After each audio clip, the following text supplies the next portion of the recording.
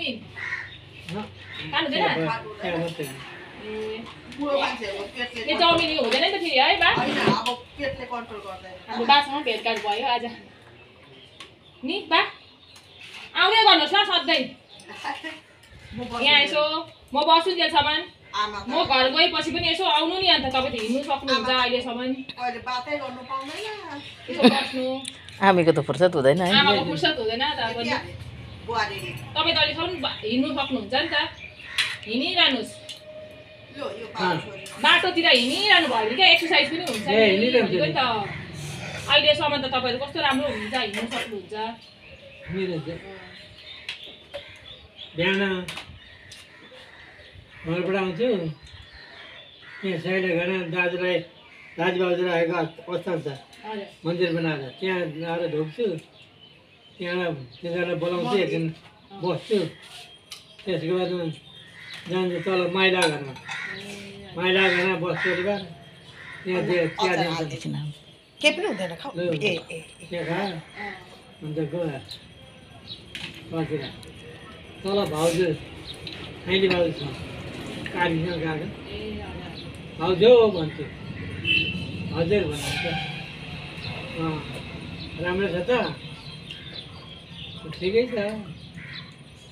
ल ठिकै पर्नु म चाहिँ गएँ भनेर जान्छु थापा घर 100 वर्ष पुग्नु भयो सक्क पऱ्यो नि भाउजू 3 वर्ष बाँकी छ 100 पुग्यो 3 वर्ष बाँकी मैले के भने 100 वर्ष पुग्ने बेला अन्त 3 वर्ष बा तपाईँले चस्मा लाउनु हुँदैन लाउनुहुन्छ चस्मा लाउनुहुन्छ हौ त्यसमा कति बनाएर कति मिल्काए कति लाउनुहुन्छ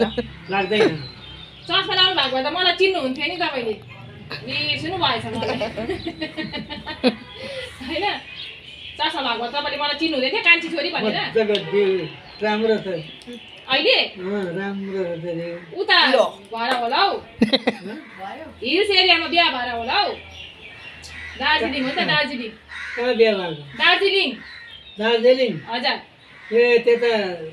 त्यता काले ठन्डाले भन्दाले उता ठन्डा पानीले हजुर राम्रो गर्छ नि त बारे मलाई चिन्नु नभयो हामी गयो नि तपाईँले मलाई छिट्टै बिहा खानु पाऊ भनेर आशीर्वाद दिनुभएको थियो फेरि बिहा गर्नु त ज्वाइँ रुनुहुन्छ नि अन्त ज्वाइँ रुनु हुँदैन अब